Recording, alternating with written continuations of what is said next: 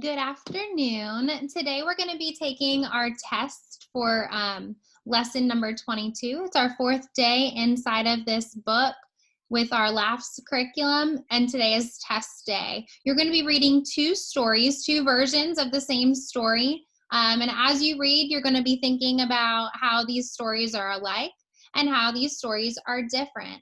Some key things to remember when you are working on reading a story and looking for ways that they're similar and ways that they're different, is you should be thinking about the characters. How are these characters the same? Do they have the same character traits? Are they different? Do they have the same character names? Those are the types of things that we're looking for with the characters. What do the characters do? What kind of events happen in this story? And what is the story mostly about? When I'm thinking about how I wanted to compare and contrast a story, I also try to think about the setting, the location. Where is this story taking place? What kinds of important information is the author telling me in the words? What kind of picture clues can I have that are going to work together with what the author is telling me so that I can have a really good understanding of this story? Um, Really fun stories today. The first story you're going to be reading is The Ugly Chuckling, and I'm looking at page 376 and 377 for that story of The Ugly Chuckling. In this story, it's a fantasy story. I want you to look, there are a few words to know that they have highlighted over here. I'm not going to tell you about what those words mean. It's your job to try to figure out what those words are. Some of you may already have some background knowledge and know what those words mean, but I also want you to pay attention to the context that they're used in. Just because you use one word one way, sometimes words have more than one meaning, even though they sound the same. So pay attention for that. The next story, actually, I'm going to let you have a preview so you can predict what this Ugly Chuckling is going to be about.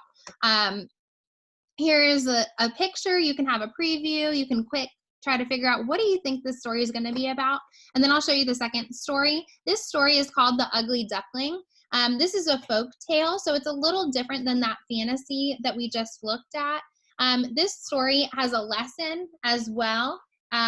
You will look at this story and do the same thing. You want to compare and contrast. So how are these characters acting?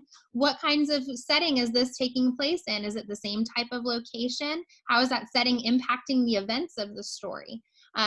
What is happening? Why did the author decide to write this? And how is it connected to the other story?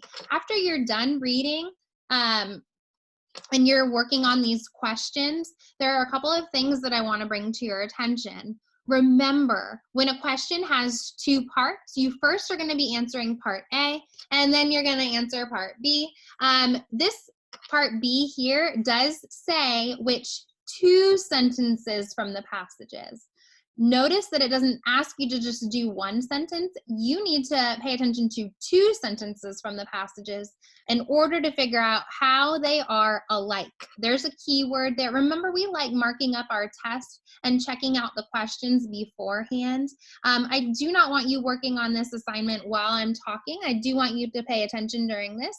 It's fine if you want to have your book out and flip along to the pages with me. I'm on page 379, and it would be really smart for you to try marking up your book while we're looking at that same page.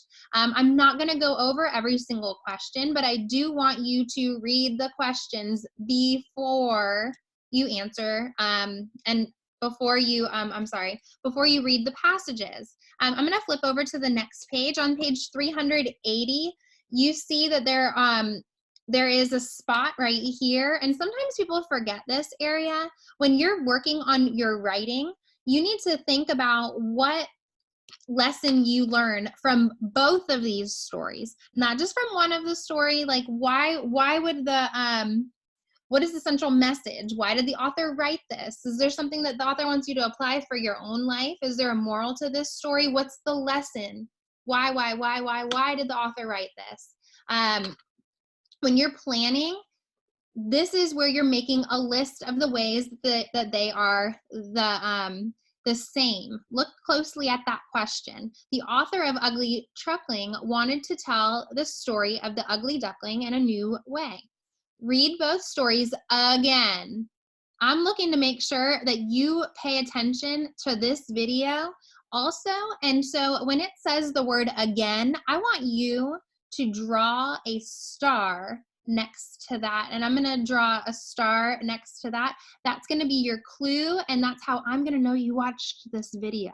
So it says, read both stories again. See how they are alike. Make a list of the ways that the two stories are the same. Are we worrying about how they're different at this time? We surely are not. You are trying to figure out how they are the same. There's your clue. I'm glad you're paying attention during this time. On the next page, that's where you're going to be writing your extended response. For your extended response, what you're going to be working on, and notice how many lines are on here. I'm trying to make my little thing go away real quick. I don't want this clearing my drawings. It still wants me to have a pencil. Let me X that off. Sorry about that. Anywho, it says write an extended response. Notice how many lines that are on here for your extended response. You are just essentially reiterating the same information that was on the previous page. On page 380, you wrote some really good notes. It asked you to write a list. You could choose to write a bulleted list. That might be a great idea to organize your thoughts, but that's kind of up to you. But what you're going to be doing here is trying to write complete sentences to make sure that you are restating that question and explaining what lessons that you learn in both of those stories. Include some of the details as your evidence. Remember, we're not just saying, oh, this is how it is. We're giving that evidence, and that's what makes us second graders ready for third grade. Prove it. How do you know? What did the author do? Fill up all of those lines and make sure you're actually answering the question when you're doing that. For your learning target, this is your number one before you even start reading the questions, before you even look at the stories. Your first step is, hey, work on that learning target. This is your bonus point on the test. It's so easy. How does reading two versions of a story help you to see how writers can tell the same story in different ways? Think about the characters, the events, and the settings. You've got this. It should be so easy, and I hope you have a little bit of fun with the stories as well. It's been really cool teaching this skill. Next week, we're going to be working on some other reading skills and just give you some more tools on how to apply them at home too. I hope you have a good one. I'll talk with y'all later. Bye-bye.